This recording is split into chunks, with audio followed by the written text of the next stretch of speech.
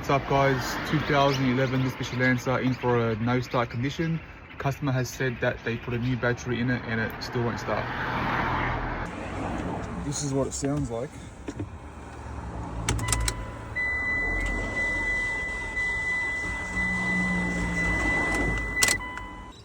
With no fault code stored, it's not very helpful. Next up, I'm doing an RPM test to see if the PCM can see the rotation of the engine so I know if this is an input problem or not.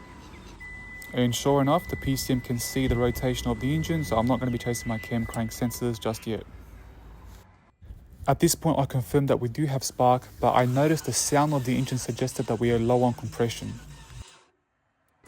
A quick relative compression test showed that we were low on compression because there was barely any amperage required to rotate this engine.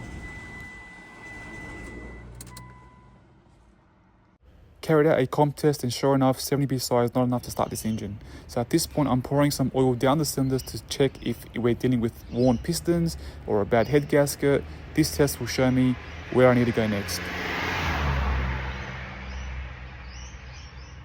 From 60 psi to 120 psi from pouring some oil down the cylinders, if we were dealing with a cracked head gasket or a head, pouring oil down there would not make any difference, and if it was piston rings, it would not have jumped up by that much. So I knew that I'm dealing with a cylinder wash problem.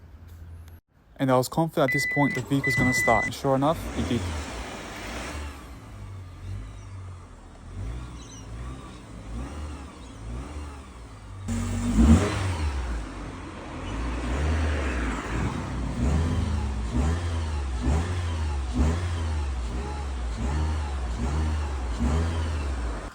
Alright guys, so car came in as a crank no start.